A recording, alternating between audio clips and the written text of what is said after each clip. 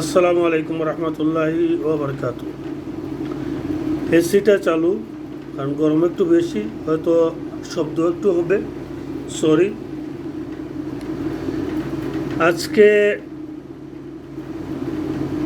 যে ঘটনাটা বাংলাদেশও ঘটল, বাইতুল মুকাররম জামে মসজিদও, যেটা বাংলাদেশের একটা মসজিদ, একটা প্রাণ কেন্দ্র মুসলমানদের একটা ঐতিহ্য বাইতুল মুকাররম মসজিদ। যখন খতিব উবায়দুল্লাহ আসলা এবং উনি একসাথে এমপিও ছিলেন, এরকম কোনো কিছু কখনো হয় নাই। এরপর থেকে সরকার চেঞ্জ হওয়ার সাথে সাথে একটার পর একটা দুর্ঘটনা ঘটছে, কিন্তু আজকে শুক্রবারে যে ঘটনাটা ঘটছে, এরকম ঘটনা নজিরবিহীন। একটা জিনিস চিন্তা করে দেখেন, কতটুক অমানবিক আওয়ামী লীগ সরকার ছিল, আওয়ামী লীগ কতটুকু দেউলিয়া ছিল, কতটুক উগ্র ছিল, তার প্রমাণ আজকে এই তাদের পতন এবং এই বাইতুল মুকাররমের খতিব প্রথমে আত্মগোপনে যাওয়া, এখন আবার ব্যাক কইরা হামলা করা। তোর কোনো খবর নাই, তোরে কোথাও খুঁজে পাওয়া যাইতেছে না। মসজিদের জমা কি বন্ধ থাকবো না, স্বাভাবিকভাবে পেশ ইমাম দেওয়া হবে। পেশ ইমাম মানে হচ্ছে ভারপ্রাপ্ত ইমাম। তো ওই ইমামের দায়িত্ব দেওয়ার পরে উনি খুতবা দিচ্ছেন, বয়ান করছেন বা খুতবা দিচ্ছেন, এই মতো অবস্থায় ও যদি ফিরে যাওয়ার ইচ্ছা থাকতো তাহলে আগে আইতো বা একটা যোগাযোগ করতো, বা আইসে মসজিদও ঠিক আছে, আসার পরে ওই বর্তমান খতিবের সাথে কথাবার্তা বললা যে হুজুর আমি তো আইলাম, আচ্ছা ঠিক আছে আপনি পড়ান, দেখি কি হয়, বা অথরিটির সাথে কথা বলতো। এগুলা না কইরা ডাইরেক্ট সাঙ্গপাঙ্গ নিয়ে হামলা করছে। মানে রাজনৈতিকভাবে যেমন রাজনৈতিক একটা অফিস যখন দখল হইয়া যায়, সাথে সাথে দেখা গেছে আরব দাগি আইসা ওইটা দখল করে ওদেরকে পিটিয়ে বার করে দেয়। আর না হয় মানে আমরা গ্রামও দেখছি, এক দাগের জায়গা দখল করছে, ওরা চইলা গেছে, পরে আরেক দাগে ওদের কামলারে মাইরা ওরা দখল নিচ্ছে। এরকম সান্ডামি গুন্ডামি বাংলাদেশের ইতিহাসও কোনো ইমাম মুয়াজ্জিন করে নাই। এই আওয়ামী লীগ সরকার শুধু তাদের আর জনগণকেই ধ্বংস করে নাই,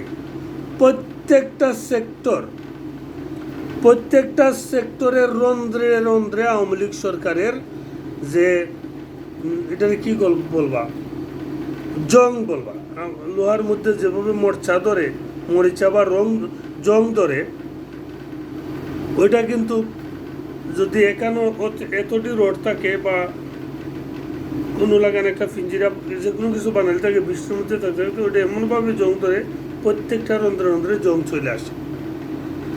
এরকম তারা সারাটা বাংলাদেশের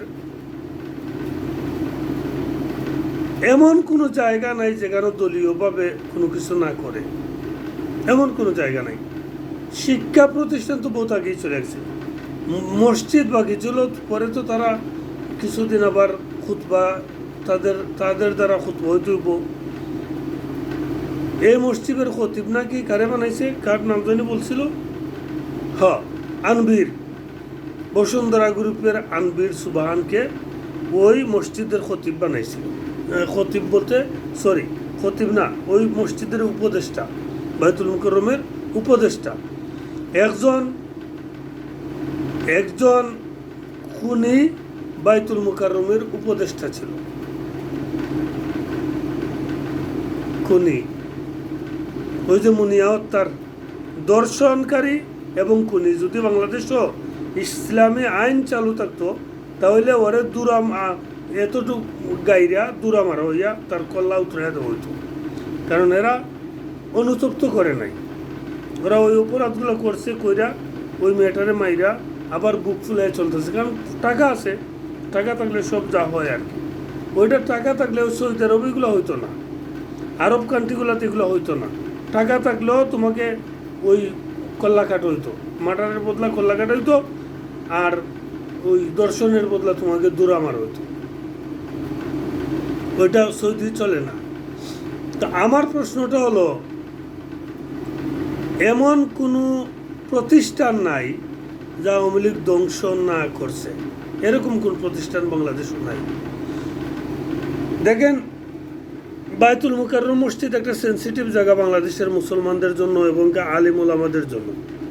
এই জায়গায় পরীক্ষিত একজন ইমাম বা খতিব নিয়োগ দিতে হইব।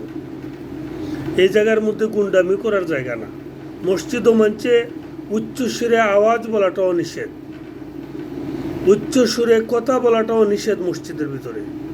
কিন্তু এই জায়গাতে আওয়ামী লীগ সরকার, এই শেখ হাসিনা, খুনি শেখ হাসিনা আর তার প্রেতাত্মারা সারা বাংলাদেশের মসজিদ, মাদ্রাসা, এই যে কওমি মাদ্রাসা, তাদের ঢুকাইতে চাইছিল, তাদের সিলেবাস, তাদের তদন্ত, তাদের উপদেষ্টা মণ্ডলীর সদস্য তাদের করতে চাইছিল।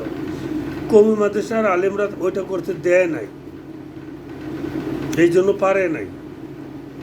আর কওমি মাদ্রাসার আলেমরা তো কম নির্যাতিত হইল না সারা বাংলাদেশে।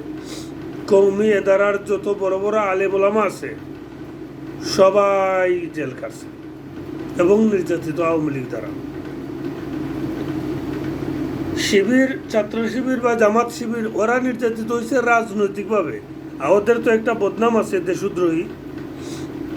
স্বাধীনতা ওরা চায় নাই, যে কারণেই চাওক না, কিন্তু চায় নাই, তো এটা তো একটা বদনাম আছে। এই জন্য জামাত শিবির নির্যাতিত হয়েছে। আর বিএনপি নির্যাতিত হয়েছে রাজনীতিভাবে, জামাত শিবিরও রাজনীতিভাবে। আর জামাত শিবিরের দুর্বল করার জন্য তারা একটাই অস্ত্র ব্যবহার করছে, অস্ত্রটা হচ্ছে ওরা রাজাকার, দেশ বিরোধী।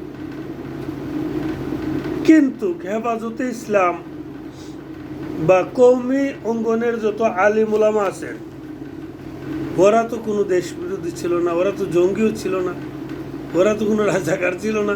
তাদেরকে কেন আক্রমণ করা হলো? তাদেরকে কেন জেলে ভরা হলো? তাদেরকে কেন নির্যাতন করা হলো? এই যে জুনাইদ আল হাবিব সাহেব, উনি তো প্রবীণ একজন আলিম, বুজুর্গানে দিন। ওনার মুখের বয়ানটা শুনেন, ওনার সাথে কি করছে। রফিকুল ইসলাম মাদানী, ওরা তো ইয়াং ছেলে, ওইটা সমস্যা নাই, ওদের সাথে কর। মামুনুল হক সাহেব সর্বজনীন শ্রদ্ধেয় একজন ব্যক্তি। মামুনুল হক সাহেব সর্বজনীন শ্রদ্ধেয় একজন ব্যক্তি, এবং ওনার বাবারও অবদান আছে, ওনারও অবদান আছে। এরা ঐতিহ্যবাহী ফ্যামিলি থেকে বিলং করে। কিন্তু ওদের সাথে কি করে হইল? বুয়া একটা মামলা দিয়া, বুয়া একটা মানে যতটুক করতে দাবানোর দরকার। এই যে স্বামী উসমান বলছিল না যে প্রয়োজন হইলে তোমাদের ইজ্জত ধরে টান হইব, এই মামুনুল হক সাহেবের ইজ্জত ধরে টান হয়েছিল। আল্লাহ রক্ষা করছে, কিন্তু এরকম তারা করছে। আজকে এই যে রুহুল আমিন, ওরে গ্রেফতার এখনো করা হইল না কেন? ওই কিভাবে মসজিদে আসে? এত কার ইশারা এলো? এটা তদন্ত করে বার করিয়া অবশ্যই এদেরকে শাস্তির আওতায় এবং আইনের মুখোমুখি করতেই হবে। আর না হয় বাংলাদেশ থাকবে না ভাই। এই বায়তুল মুকাররম মসজিদ একটা সেন্সিটিভ এলাকা, একটা সেন্সিটিভ আলিম ওলামাদের জন্য, মুসলমানদের ধর্মীয় একটা প্রতিষ্ঠান, একটা সেন্সিটিভ এলাকা। এই জায়গায় যদি আইয়া এরকম হামলা কইরা, এরকম, এটা তো একটা অস্থিতিশীল করার জন্য, দেশটারে একটা অস্থিতিশীল করার জন্য তো এই হামলাটা করছে। আর যাই বলেন, এই হামলাটা করছে তো এই কারণে যে বিশ্বের মানচিত্র যে জঙ্গিরা এটা করতেছে, ওইটা করতেছে, ওইটা দেখানোর জন্য।